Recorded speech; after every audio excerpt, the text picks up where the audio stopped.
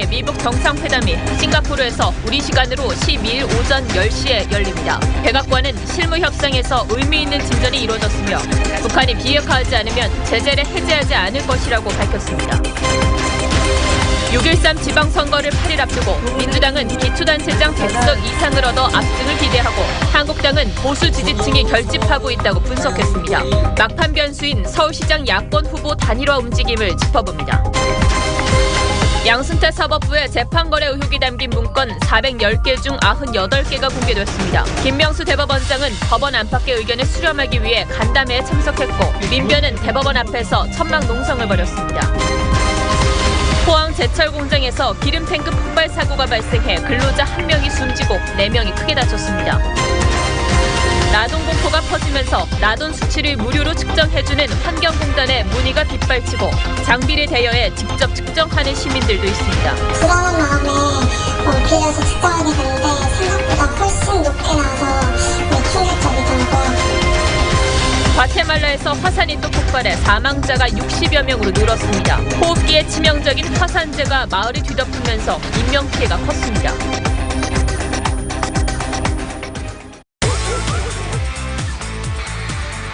다양한 당신의 이야기가 월드컵을 더 즐겁게 합니다.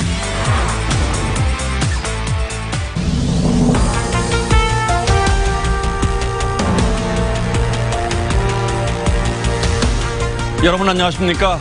뉴스9의 신동욱입니다. 세기의 회담으로 불리는 미북 정상회담은 싱가포르 현지 시각 12일 오전 9시, 우리 시간 오전 10시에 시작하는 것으로 확정되었습니다.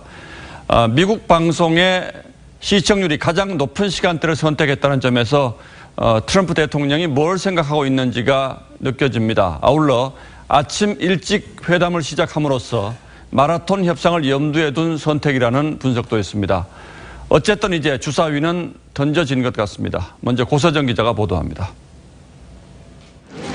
미국 백악관이 미북 정상회담이 싱가포르 현지 시각으로 12일 오전 9시에 시작된다고 밝혔습니다.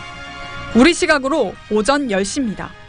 The schedule for tentatively for that first meeting will be on June 12th at 9 a.m. Singapore time and take place June 11th, 9 p.m. East Coast time.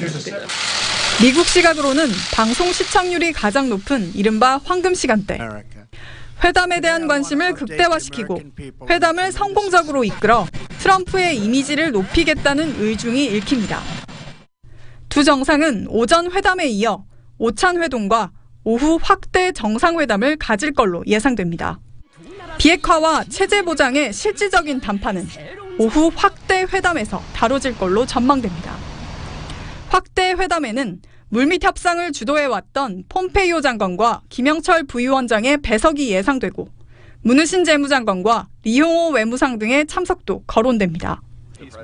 문우신 장관이 참석하면 대북 제재를 완화한다는 인상을 줄 수 있어 참석 여부를 저울질 중인 것으로 전해집니다.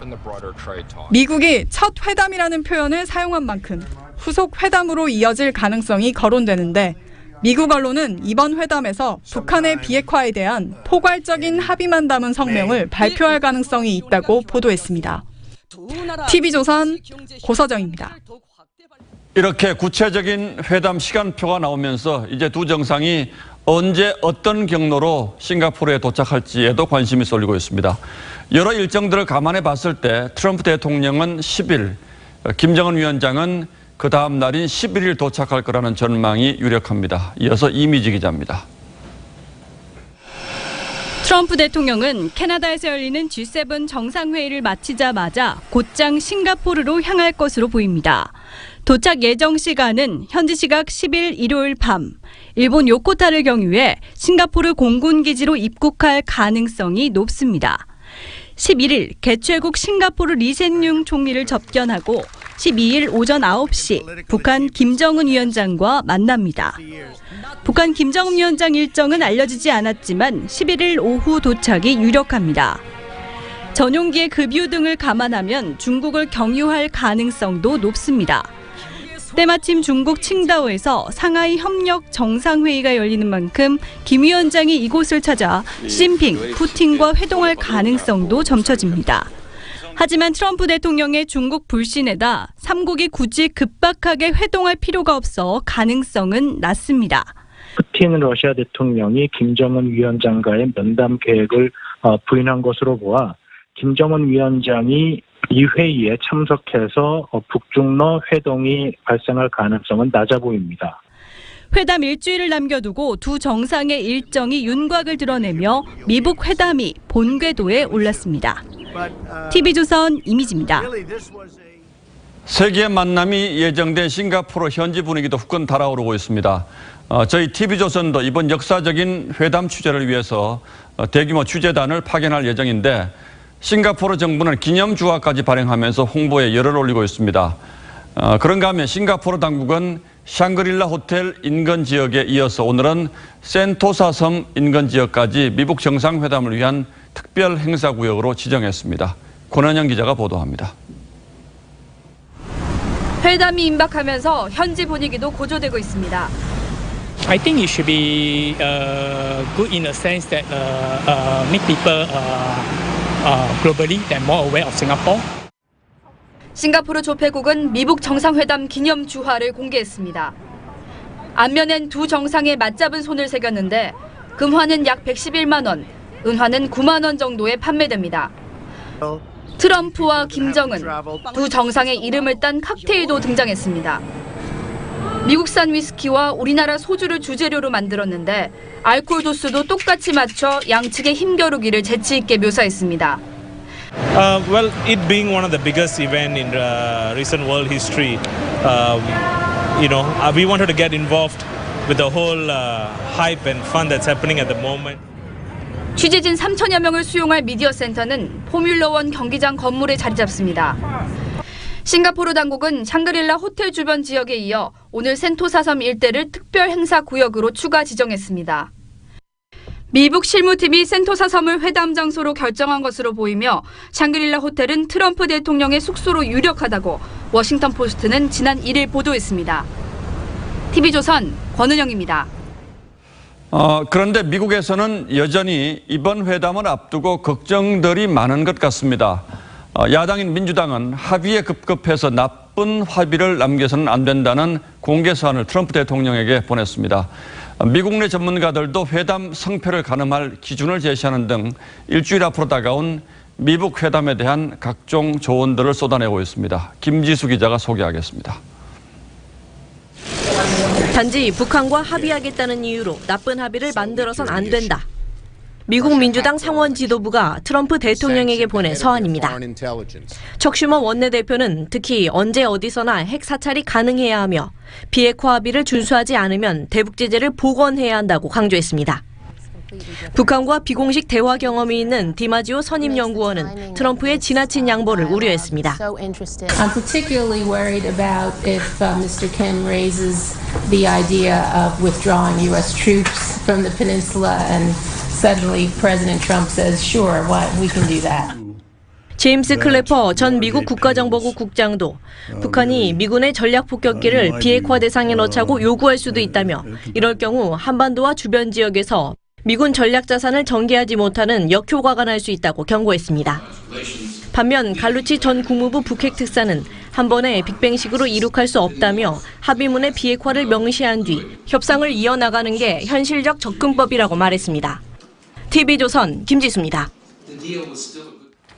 자, 이제 미북 정상회담이 일주일 앞으로 다가왔는데 과거 트럼프 대통령의 발언 가운데 새삼 주목받는 발언이 하나 있습니다. 먼저 이 발언부터 들어보시겠습니다. If he came here, I'd accept him. We should be eating a hamburger on a conference table. 예, 김 위원장이 미국으로 가는 건 아닙니다만 어쨌든 이제 두 사람이 함께 햄버거를 먹는 장면이 연출될 수도 있게 됐습니다. 이런 가운데 미국의 유명한 햄버거 프랜차이즈인 맥도날드 평양 지점이 개설될 수도 있다는 외신 보도가 나왔습니다. 이게 가능한 일인지 강동원 기자와 함께 따져보겠습니다. 자, 강 기자. 예. 평양 맥도날드 지점 이게 가능한 일일까요? 글쎄요, 맥도날드는 일단 공식적으로는요, 계획이 없다 이렇게 밝혔습니다. 그렇군요. 다만 요청이 올 경우에는 매우 긍정적으로 검토할 수 있을 것이라고 했는데요. 예, 앞서 미국 CIA는 김정은 위원장이 평양의 햄버거 프랜차이즈 개설 허용을 검토할 가능성이 있다. 이런 내용의 보고서를 내기도 했습니다. 예, 문정인 외교안보 특보도 비슷한 이야기를 했습니다. 들어보시죠. Trump Tower along the Daedong River and let McDonald's flourish in the street of Pyongyang. Let American-led consortium. 아무래도 북한이 미국을 받아들이는 가장 상징적인 모습으로 맥도날드가 거론되고 있는 것 같은데 예. 북한 경제에 근본적이고 혁명적인 변화가 올 수도 있겠죠? 예, 다른 공산권 국가의 사례를 보면요, 어느 정도 예측이 가능합니다. 예. 1990년 당시 이 공산권에 불던 개혁 개방 분위기를 타고 이 중국과 소련의 맥도날드 지점이 상륙했었습니다. 특히 1990년 1월 31일에는 맥도날드가 모스크바 지점을 냈는데요. 첫날에만 무려 3만 명의 인파가 몰리면서 몇 시간씩 줄을 서서 기다리는 진풍경이 펼쳐지기도 했습니다. 이때 뭐 대단했었죠. 예, 맞습니다. 그래서 이제 미국 자본주의의 상징인 맥도날드 이후로 이 서구 문물에 대한 개방의 속도가 훨씬 빨라졌다고 할 수 있는데요. 이 때문에 이번에도 맥도날드가 북한에 들어간다면 이 북한의 개방을 자극하는 촉매제 역할을 할 수 있을지, 그리고 또 북한 내 반미 감정을 누그러뜨릴 수 있을지가 관심입니다. 그런데 이미 북한 사람들도 햄버거는 많이 먹고 있다면서요? 예, 그렇습니다. 평양에는 이미 햄버거와 치킨 등을 파는 싱가포르 체인점이 들어와 있습니다. 예, 예약하지 않으면 식사를 할 수 없을 정도로 굉장히 인기라고 하는데요. 북한에서 햄버거는 고기 겹빵 이렇게 불린다고 합니다. 가격은 평균 1.7달러로 우리 돈 2,000원이 안 되는데 북한의 일반 노동자 하루 수입의 절반에 해당하는 금액이어서 일반 서민들이 즐기기에는 너무 비싼 메뉴라고 합니다. 그런데 북한 주민 상당수는 이 햄버거가 미국 음식이 아니라 예. 김정일 위원장이 개발한 걸로 알고 있다고 하는데 정말로 그렇습니까? 예, 맞습니다. 지난 2014년 북한을 방문한 프랑스 사진작가 에릭 라포르그가 북한 여대생에게서 이 햄버거는 김정일 국방위원장이 발명한 음식, 이런 이야기를 들었다고 합니다. 예. 실제 햄버거가 북한에 처음 등장하게 된 계기가 지난 2000년 김정일 위원장의 지시 때문이었다고 하는데요. 이 한 노동당 간부를 불러서 세계적으로 이름난 고급 빵과 감자튀김, 이것을 우리식, 그러니까 북한식으로 생산을 해서 공급해라, 이렇게 명령하면서 이 북한 주민들에게도 햄버거는 더 이상 낯설지 않은 음식이 된 것으로 보입니다. 당시 김정일은 이 전속 요리사였던 후지모토 겐지에게 베이징으로 가서 맥도날드 햄버거를 사오라고 할 정도로 이 햄버거 애호가였던 것으로 알려지고 있습니다. 예, 어쨌든 이번 싱가포르 회담 결과에 따라서 예. 평양에 맥도날드 지점이 생길지 말 건지 이것도 영향을 받을 수가 있겠군요. 예. 예, 강동원 기자 잘 들었습니다.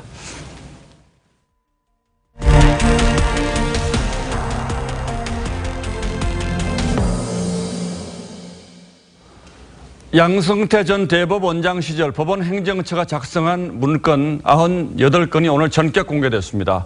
대통령을 뜻하는 VIP와 대외비로 표시된 문건 가운데는 헌법기관인 대법원이 청와대의 의중을 살피는 듯한 내용도 포함되어 있어서 만만치 않은 파장을 예고하고 있습니다. 한송훈 기자가 취재했습니다. 2015년 8월 법원 행정처가 작성한 VIP 보고서입니다. 상고법원 판사 임명에 대통령님의 의중을 최대한 반영할 제도적 장치 마련이라는 문구가 등장합니다. 청와대를 뜻하는 BH 설득 방안이나 대통령과 대법원장의 오찬 면담 이후 의미 있는 전환점을 맞았다며 입법 시점까지 협상 전략을 짠 문건도 있습니다. 모두 양승태 전 대법원장 시절 작성된 대외비 문건입니다. 양 전 대법원장은 청와대와의 교감서를 부인한 바 있습니다. 청와대와 교감을 나눴다는 것이 참 이상하죠. 뭔가 만나면은 그냥 덕담을 하고 뭐. 하지만 법원행정처는 2015년 4월 성완종 리스트가 불거졌을 당시엔 무리한 영장 청구와 기소에 따른 후폭풍으로 법원의 부담이 예상된다며 영장에 적정한 발부를 거론하기도 했습니다.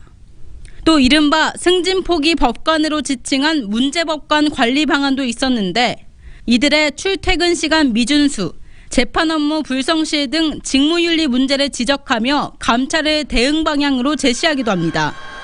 세월호 사건을 전례 없는 특별재판부에 배당해 사법부가 세월호 사건의 중요성을 인식하고 있다는 홍보 효과를 고려하자는 내용도 있습니다.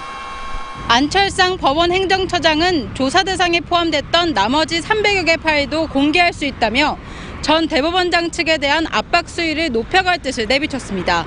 TV조선 한송원입니다. 이런 가운데 대법원 앞에서는 이번 사태의 진실 규명과 수사를 촉구하는 천막 농성이 시작됐습니다.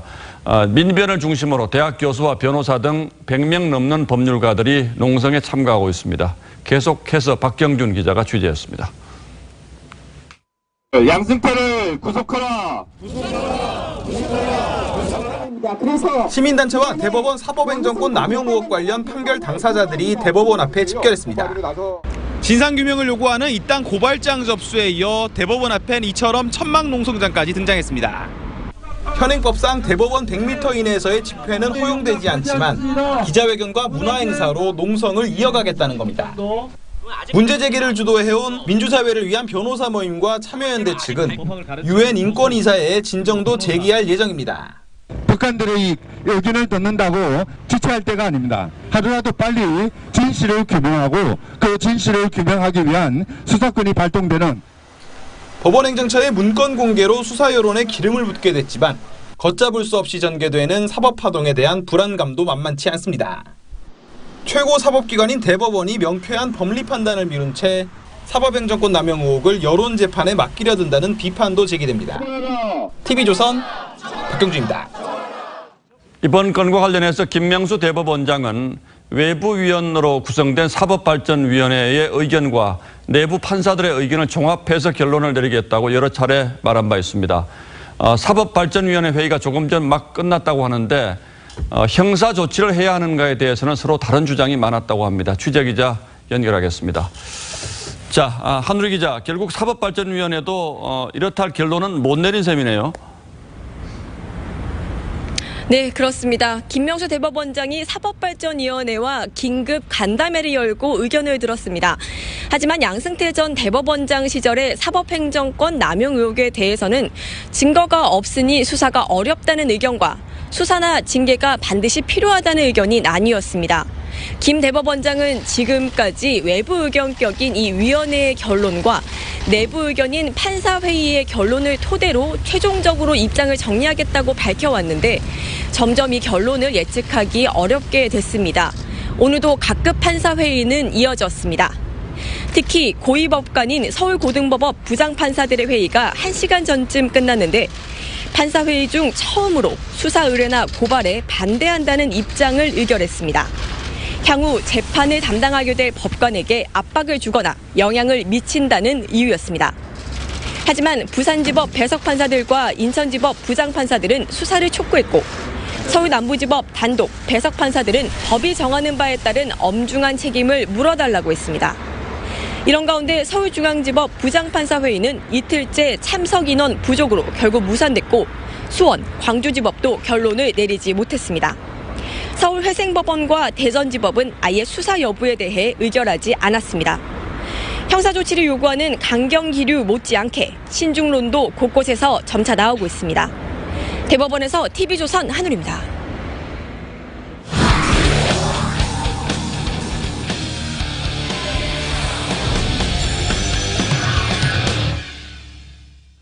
(6.13) 지방선거를 8해 앞두고 여야가 자신들이 보는 이번 선거의 판세와 전략을 공개했습니다. 민주당은 문재인 대통령의 높은 인기를 앞세워 기초단체장 100곳 이상 사상 최대 압승을 노리고 자유한국당은 각 지역 인물을 내세워서 보수 세력의 결집을 호소하겠다는 전략입니다. 조덕현 기자가 취재했습니다. 노무현과 문재인을 이제 김경수가 이어갑니다. 두 거인과 운명적으로 만나 대한민국의 운명을 바꿔놓았고 김경수 의원의 TV 광고는 민주당의 선거 전략을 단적으로 보여줍니다. 문재인 대통령의 높은 지지율을 등에 업고 전국 석권을 노립니다. 민주당은 기초단체장 서울 전역 석권, 전국 100석 이상을 목표로 합니다. 사실은 상당 부분 저희가 예전에 새누리당이 2006년에 거뒀던 성과 정도는 저희가 거둘 수 있을 것이다. 한국당은 임무를 전면에 내세웁니다. 자유한국당이 뭐 잘했다고? 하지만 믿어주십시오. 또 한 번 도민 여러분들께 상처를 드릴 수는 없습니다. 한국당은 보수를 결집시켜 영남 광역단체장 5곳을 지키고 경기와 충남도지사를 당선시킬 수 있다고 분석합니다. 전통적 지지 지역은 우리 보수가 결집하는 그런 결과가 두드러지게 나타나고 있는 사실. 더 좋은 훌륭한 후보들이거든요. 바른미래당은 민주당 독주를 막는 대안임을 강조하며 지지를 호소합니다. 일본 더불어민주당 싹쓸이 선거가 된다. 우리 큰일 납니다. 우리 정치가 불행해지는 겁니다. 민주평화당은 전남 고흥, 정의당은 충청권에서 유세를 벌였습니다. TV조선 조혁현입니다. 서울시장 선거는 김문수, 안철수 후보의 단일화 여부가 막판에 가장 큰 변수가 될 수 있을 겁니다. 협상의 불씨가 완전히 꺼진 건 아니라고 하는데 가능성은 있는지 야당 취재하는 백대우 기자에게 좀 물어보도록 하겠습니다. 자, 단도직입적으로 좀 물어볼게요, 백 기자. 단일화 될 걸로 봅니까? 아니면 결국은 무산될 걸로 봅니까? 저는 자유한국당을 출입하고 있는데요. 예. 제 개인적인 판단을 말씀을 드리면 일단 서울시장이라는 자리가 대통령 다음에 선출직 2인자라는 이야기가 나오지 않습니까? 그래서 그렇죠. 예. 명분적으로도 그렇고 시기적으로도 이제는 좀 늦지 않았나, 그래서 좀 힘들지 않나 이렇게 생각을 하는데요. 예. 근데 또 저희 바른미래당을 출입하는 동료 기자들은 결국에는 되지 않겠냐 이런 이야기들을 또 합니다. 기자들 사이에서는 약간의 온도차랄까요? 그런 부분이 좀 있습니다. 자, 한국당은 안 될 것 같다 그러는데 바른미래당은 희망을 버리지 않고 있다 이런 것 같은데, 자, 그렇다면 그렇게 생각하는 근거를 하나하나 좀 짚어보죠. 일단 김문수, 안철수 후보가 3일인가요? 이틀 전에 만난 건 사실이죠? 네, 그렇습니다. 지난 3일 오후에 서울 신림동 모처에서 이제 배석자 없이 단독으로 회동을 가졌습니다. 대략 1시간에서 1시간 반 정도의 시간이었습니다. 일단 뭐 얘기해보자라는 데는 합의가 된 모양이네요. 근데 뭐 아무 결론이 없었습니까? 네, 그렇습니다. 입장 차가 조금 있었는데요. 먼저 두 후보의 이야기 들어보시겠습니다. 예. 우리가 문재인 대통령의 정책 여러 가지 문제가 있다고 느끼면 그러면 꼭 당을 따로 해야 되느냐, 통합할 필요가 있지 않느냐는 이야기는 제가 했습니다. 결국은 그렇게 지지를 받지 못한 후보가 대승적인 차원에서 포기하거나 또는 뭐 마지막까지 경쟁을 하더라도 그건 유권자들이, 시민분들이 한 후보에게 표를 모아주실 거라고 말씀드린 바 있습니다. 네, 이제 직접 들어보신 대로 김문수 후보는 단일화를 하더라도 명분이 있어야 한다. 그리고 제1야당 후보가 안 후보 측의 요구를 그냥 그대로 받아들이는 게 조금 말이 안 된다, 이런 입장이고요. 예. 안철수 후보 입장에서는 지방선거 이후에 정계 개편까지 보고 있기 때문에 한국당이 패배를 좀 자인하는 모양새, 그런 분위기를 연출하고자 하는 듯합니다. 예, 뭐 당장 서울시장 선거뿐 아니라 선거 이후에 야당의 미래 이런 것까지 생각을 하고 있다면 이런 거죠? 네, 맞습니다. 오늘 김문수 후보 측 차명진 전 의원과 안철수 후보 측 김근식 경남대 교수가 주고받은 문자 메시지가 공개가 됐는데요. 김 교수가 먼저 2년 후에 총선에서 문재인 정부를 심판할 야권 개편의 주역이 되자 이렇게 제안을 하니까 차명진 전 의원은 당 통합이 먼저다 이렇게 맞섰습니다.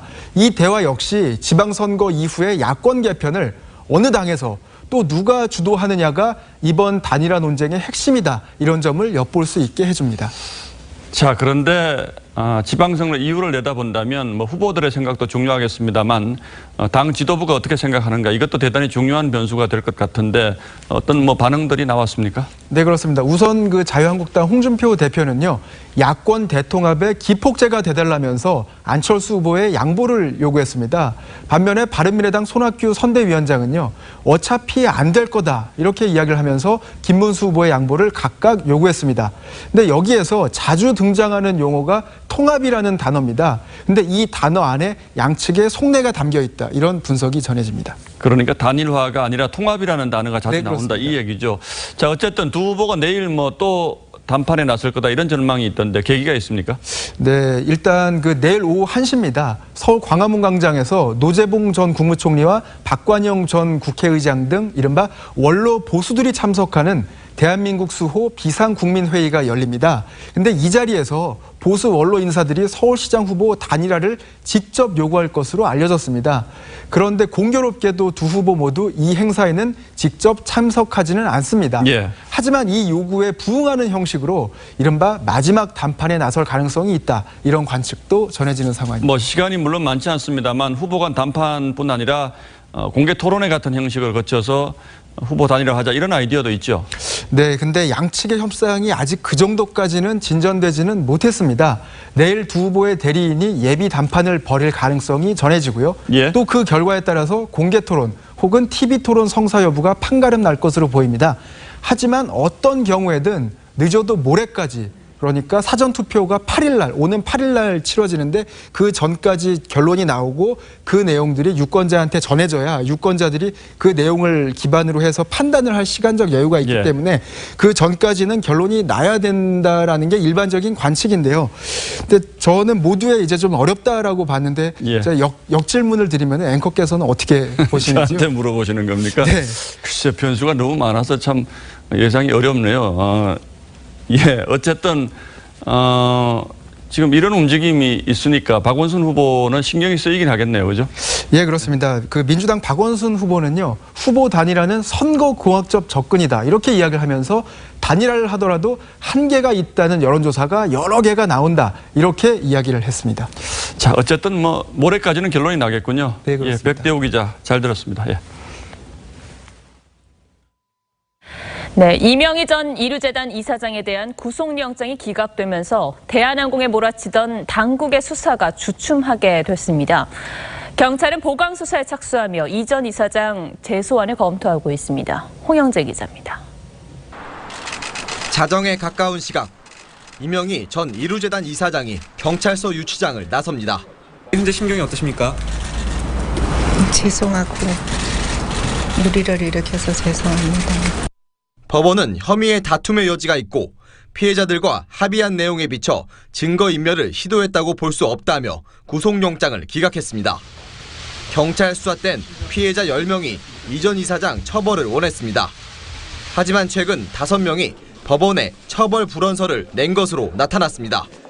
경찰은 영장 재신청을 검토한다는 입장이지만 추가 피해자나 혐의가 드러나지 않는 이상 현실적으로 쉽지는 않은 일입니다. 경찰은 일단 기존 7개 혐의를 입증할 추가 증거자료 수집에 주력하며 이 전 이사장 재소환도 검토하고 있습니다.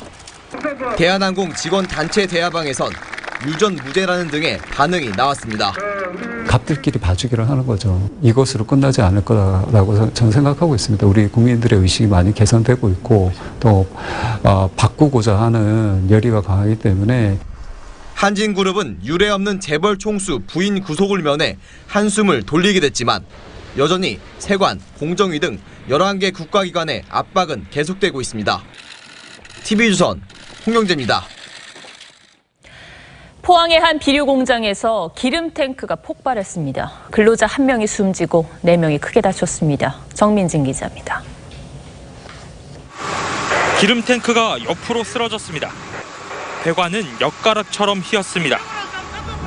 오늘 아침 9시 23분쯤 포항에 있는 제철 세라믹 비료 공장에서 기름 탱크가 폭발했습니다. 공장 배가 이거 폭발을 하는 순간이잖아요. 이미 상황을 끝나고 연기가 같이 이 사고로 6m 높이 기름 탱크 위에서 작업하던 63살 정모 씨가 숨졌습니다. 동료 근로자 44살 권모 씨 등 4명이 크게 다쳤습니다. 철거업체 직원인 정 씨 등은 쇠톱으로 기름 탱크 해체 작업을 하고 있었습니다. 조금 의심쩍긴 했는데 다 안에 넣고 열어놨기 때문에 혹시나 걱정하면서도 되는 게 한두 가지고. 공장 측은 25년 동안 사용한 기름 탱크를 철거하려고 지난 1일부터 사용을 중단했습니다. 소방당국은 기름 탱크 안에 남아있던 기름과 유증기를 제대로 제거하지 않아 폭발 사고가 난 것으로 보고 있습니다.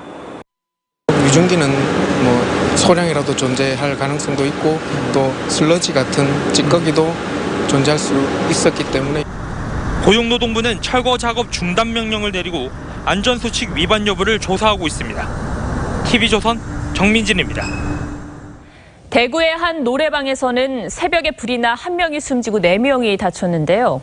경찰은 노래방 주인의 옛 애인이 말다툼을 하다 불을 낸 것으로 보고 있습니다. 이심철 기자가 보도합니다. 지하 노래방 입구에서 연기와 불길이 올라옵니다. 소방대원이 입구에서 불을 끄고 있습니다. 오늘 새벽 4시 반쯤 일어난 불은 카운터가 있는 입구에 집중됐습니다. 카운터에도 불이 시작된 건 맞습니까? 예, 그렇게 심한 불은 아닙니다. 카운터는 다 탔습니다. 사고 당시 노래방에는 모두 5명이 있었습니다. 노래방 화재로 57살 A씨가 숨지고 여주인 등 4명은 부상을 입어 병원 치료를 받고 있습니다. 입구는 불길이 심했지만 노래방 뒤편 비상구까지는 불길이 번지지 않았습니다. 부상자들은 비상구를 통해 건물 밖으로 빠져나왔습니다. 경찰은 A씨와 여주인 60살 B씨가 헤어진 연인 관계인 점을 확인했습니다.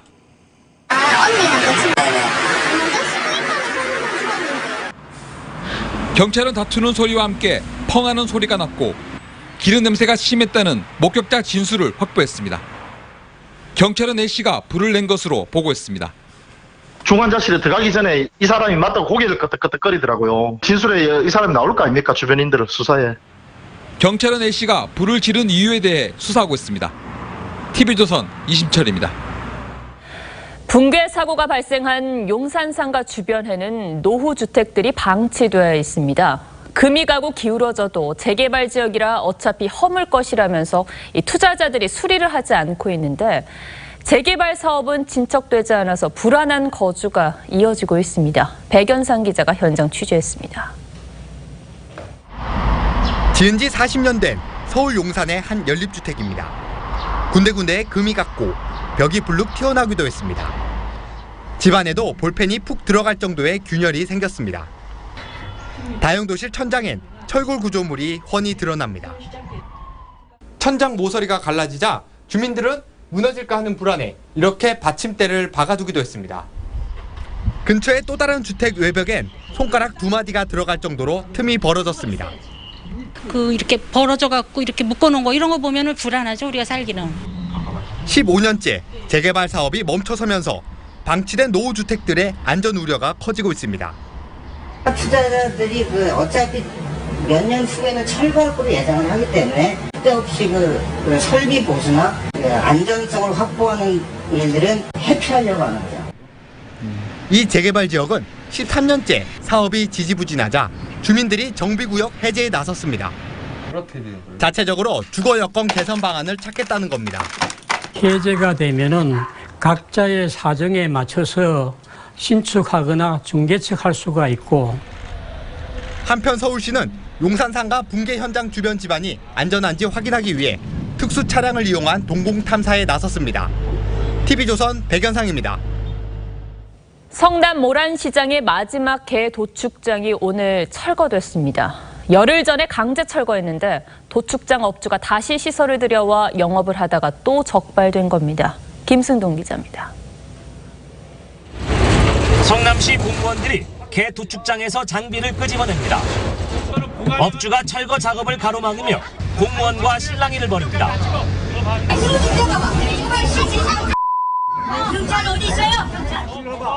급기야 트럭 위에 눕기까지 합니다.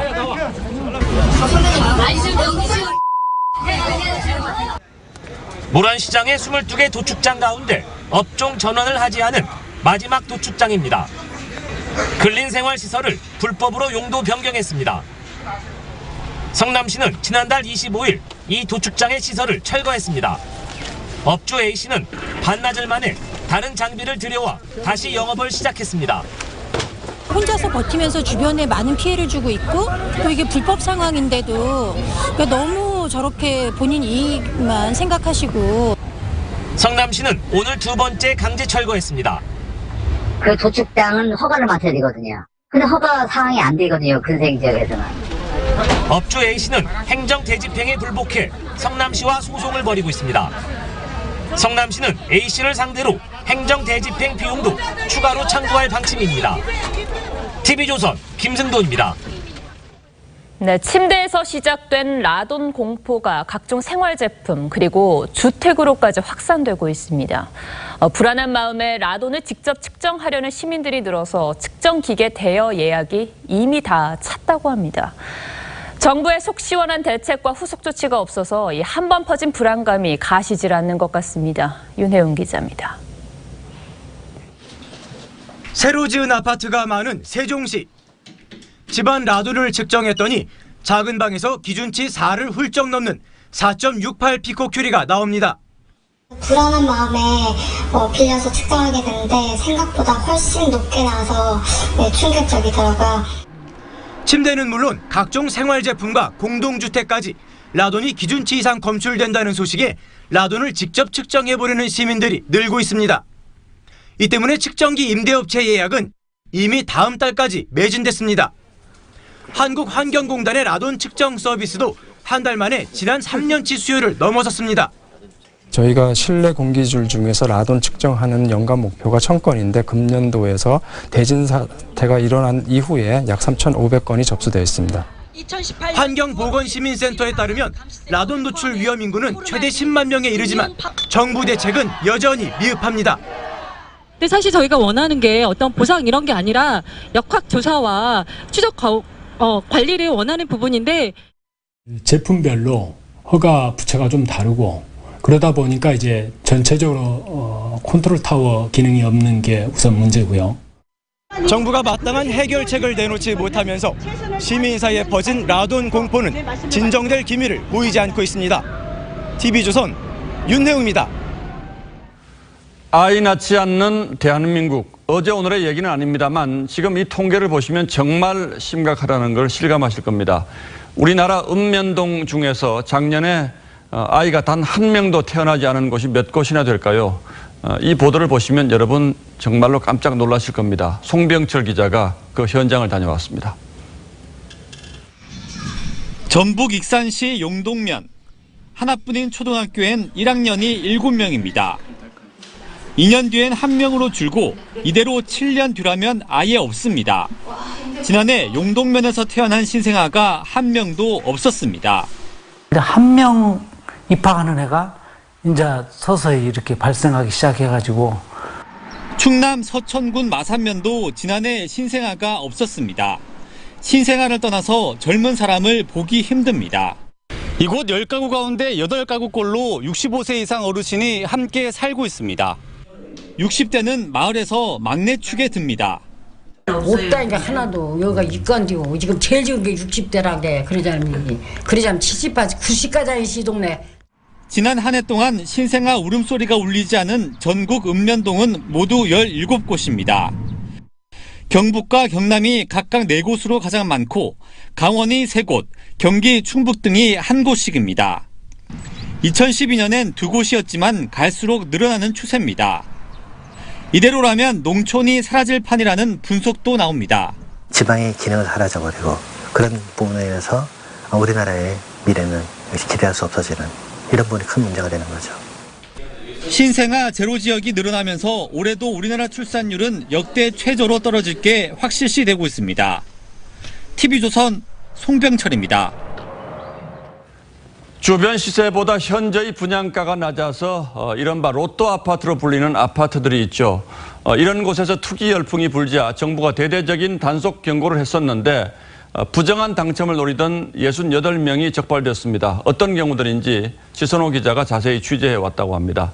자, 지 기자. 네. 대부분이 청약 가점을 높이는 방법을 썼다고 하는데 이렇게 인위적으로 청약 가점을 높이는 게 가능합니까? 네, 그렇습니다. 그렇게 하려다가 적발된 사례들이 많았는데요. 이 부정 당첨 조사를 한 5개 단지를 한번 표시를 해봤습니다. 서울과 과천에 집중이 되어 있습니다. 이 청약 가점을 높이는 대표적인 방법이 위장 전입인데 이 A씨는 따로 살고 있는 어머니도 자신의 집에 주소지를 옮기도록 해서 위장 전입을 해가지고 당첨이 된 사례입니다. 예. 전용 84제곱미터 이하의 경우 청약 가점 순서대로 분양을 받습니다. 그런데 부양가족 1명당 5점, 무주택 기간 1년마다 2점, 청약 가입 기간 1년마다 1점을 보탤 수가 있습니다. A씨는 이런 사례로 가족 한 명을 위장 전입시켜서 매우 큰 점수인 5점을 보탰고 덕분에 당첨권에 들었습니다. 4년 전부터 계속 외국에 살면서도 주소지는 국내에 유지해서 당첨된 사례도 있습니다. 해당 지역에 1년 이상 살아야 하는 청약 자격을 거짓으로 만든 셈이죠. 예, 그렇군요. 그런데 이렇게 부정한 방법으로 당첨된 게 확인되면 어떤 처벌을 받습니까? 매우 강력한 처벌이 뒤따릅니다. 계약 취소는 당연히 되는 것이고요. 예. 이 청약 금지가 최소 3년에서 10년까지 이어질 수 있습니다. 그리고 형사처벌로 이어질 경우에 3년 이하의 징역 또는 3천만 원 이하의 벌금을 물 수도 있습니다. 이렇게 적발될 걸 감수하면서까지 그렇게 하는 데는 당첨만 되면 뭐 큰 이익이 있을 거다 이렇게 기대하기 때문이겠죠? 네, 물론 그렇습니다. 이 아파트들 분양가는 한 예로 11억에서 30억 6천만 원까지 분양가가 선정이 돼 있었습니다. 시세 차익이 무려 4억 원에서 10억 4천만 원까지 있었는데 예. 제가 한번 찾아봤습니다. 그랬더니 이 802회 로또 1등 당첨금이 무려 10억 8천만 원이었습니다. 거의 시세 차익과 맞먹는 금액입니다. 예, 그래서 로또 아파트 이런 말이 나오겠는데 자, 이 정도라면 뭐 사실은 사람들이 몰리는 게 당연한 것처럼 보이는데 왜 이런 현상, 그러니까 주변에 오래된 아파트보다 새 아파트가 더 싼 현상이 생기는 겁니까? 네, 이 정부가 아파트 값을 잡으려고 신규 아파트 분양가를 제한하고 있기 때문입니다. 주변에 1년 이내에 분양된 아파트가 있으면 이 분양가 이하로 새 분양가를 잡아야 하고요. 1년 이내에 분양된 아파트가 없다면 가장 최근에 분양된 아파트의 분양가의 110% 이하로 신규 분양가를 잡아야 합니다. 예. 그런데 생각을 해보면 이 최근 1년 사이에 아파트 값이 정말 많이 오른 점을 감안하면 로또 아파트가 나오는 건 어찌 보면 당연한 현상이라고 할 수 있겠습니다. 자, 분양가를 풀어놓으면 그 분양가가 주변 집값을 끌어올리고 또 분양가를 잡아놓으면 이런 부작용이 생기는데 참 정부 입장에서도 쉽지 않은 일이겠군요. 네. 예, 지선호 기자 잘 들었습니다.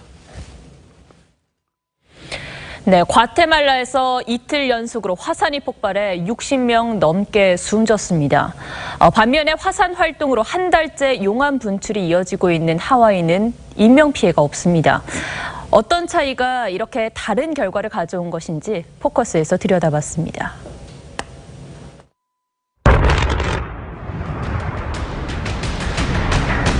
폭발음과 함께 연기가 솟아오르고 용암이 흘러내립니다. 화산재가 날아들자 주민들이 달아납니다.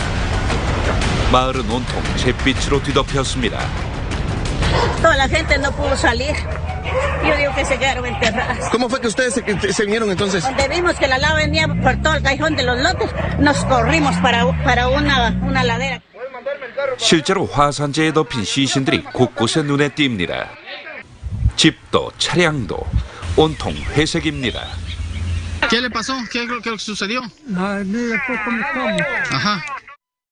중남미 과테말라의 수도 과테말라 시티에서 44km 떨어진 후에고 화산이 지난 3일과 4일 연이어 폭발하면서 최소 62명이 숨졌습니다. 부상자는 300명에 달합니다. 후에고 화산은 중앙아메리카에서 가장 분화 활동이 활발한 화산으로 이번 폭발은 지난 1974년 이후 가장 컸습니다. 재난당국은 인근 공항을 폐쇄하고 주민 3천여 명을 8km 밖으로 대피시켰습니다. Hemos decidido convocar a un gabinete de ministros. Automáticamente de aquí nos vamos a Casa Presidencial, en donde vamos a plantear la necesidad de solicitar o plantear un estado. 한 달 전 분화했던 하와이 킬라우에아 화산. 여전히 용암을 뿜어내고 있습니다. 다행히 화산 폭발로 인한 사망자는 아직까지 보고되지 않고 있습니다. 한 달 동안 사망자 제로, 이틀 만에 사망자 60여 명. 그 차이는 바로 화산 쇠설류라고 불리는 열구름 때문입니다. 용암과 기존 암석 파편, 화산가스가 한 덩어리로 뒤섞인 잿빛 폭풍입니다. 온도가 500에서 700도에 달해 코로 들어가면 호흡기 점막이 손상돼 숨을 쉴 수 없습니다. 이동 속도는 시속 130에서 180km에 이르기 때문에 대피도 어렵습니다. 4년 전 일본 온타케 화산 폭발 때도 화산 쇠설류로 57명이 숨지고 6명이 실종되었습니다. 2차 대전 이후 일본 최악의 화산 재해로 기록되었습니다. 역사 속에 사라진 고대 폼페이 역시 화산 쇠설류가 순식간에 덮치며 발생한 비극이었습니다. 사람이 피할 수 있거든요. 거기에 비해서 화산 쇠설류는 터지는 속도가 고속버스만큼 빠르거든요. 그래서 그것을 사람이 보고 피하기는 어렵습니다. 스페인어로 불이라는 뜻의 fuego 화산. 하지만 정작 피해를 키운 건 불보다 무서운 잿빛 폭풍이었습니다. 과테말라는 화산 폭발로 인한 피해가 커지자 사흘 동안의 애도 기간을 선포했습니다. 뉴스9 포커스였습니다. 네, 우리 축구대표팀의 황희찬과 이승우가 첫 출전하는 러시아 월드컵에서 에이스의 등번호로 나란히 받고 반란을 자신했습니다. 손흥민은 박지성의 등번호 7번을 달고 두 번째 월드컵을 고대하고 있습니다. 이 소식은 박상준 기자가 오스트리아 현지에서 전해드립니다. 가장 먼저 훈련장에 나타난 우리 대표팀의 영건 황희찬과 이승우. 축구화를 신으면서 또 훈련을 준비하면서도 둘은 내내 떨어질 줄 몰랐습니다. 22살의 황희찬과 20살의 이승우 모두 나이는 어리지만 훈련을 주도하며 유쾌한 분위기를 이끌었습니다. 팀에서는 막내급이지만 책임감은 형들을 뛰어넘습니다. 황희찬이 등번호 11번, 이승우는 10번을 달고 첫 월드컵 무대에 나섭니다. 모두 에이스를 상징하는 번호입니다. 젊은 선수로서, 더 어린 선수로서 더 열심히 뛰고 더 한 발짝 더 뛰면서 그런 좋은 모습을 보여드려야 된다고 생각하고 있어요. 죽기 살기로 하는 대신 이제는 좀 더 잘해야 할 것 같고. 둘은 이번 월드컵에서 기분 좋은 이변을 준비하고 있습니다. 대표팀의 젊은 피 황희찬과 이승우가 신태용 감독의 통쾌한 반란을 자신하고 있습니다. 대표팀의 간판 손흥민은 7번을 받았습니다. 8년 전 남아공 월드컵 16강 진출 당시 박지성이 달았던 그 번호입니다. 손흥민은 4년 전 브라질 월드컵 예선 탈락의 아쉬움을 이번 월드컵에서는 반드시 씻어내겠다는 각오입니다. 박지성을 빼닮은 손흥민, 8년 전에 영광 재현에 나섭니다.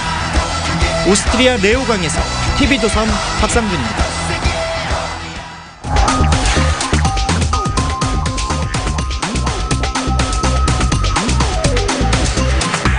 눈앞에 뭔가 이물질이 떠다닌다는 분들이 있습니다. 실오락이나 날파리 같은 것이 시선을 따라 움직이는 게 꽤나 짜증스럽다고 하죠.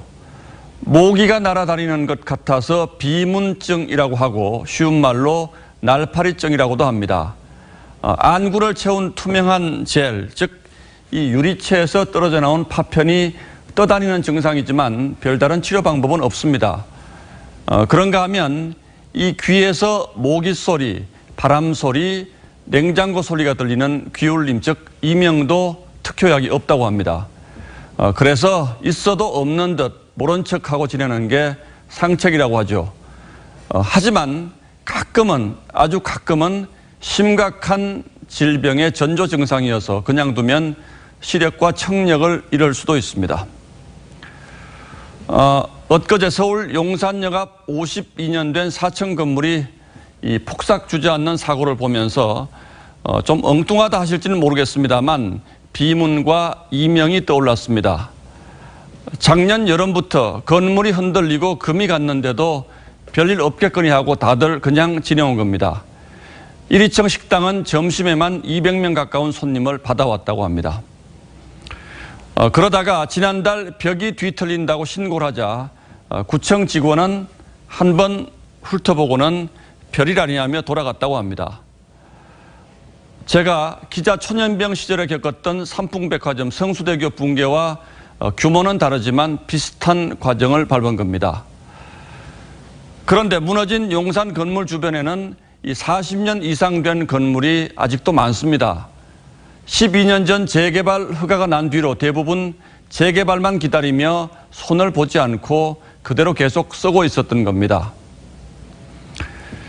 인디언 호피족의 주술사는 기우제를 지내기만 하면 비가 온다고 합니다. 특별히 영험해서가 아니라 비가 올 때까지 기다리는 겁니다.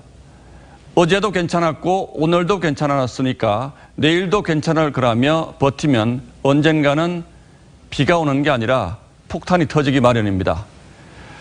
이렇게 어리석은 용기가 우리 사회 곳곳에서 도사리고 있는 한 후진국형 사고는 그치지 않을 겁니다. 6월 5일 앵커의 시선은 용산 건물 붕괴 그 이후였습니다.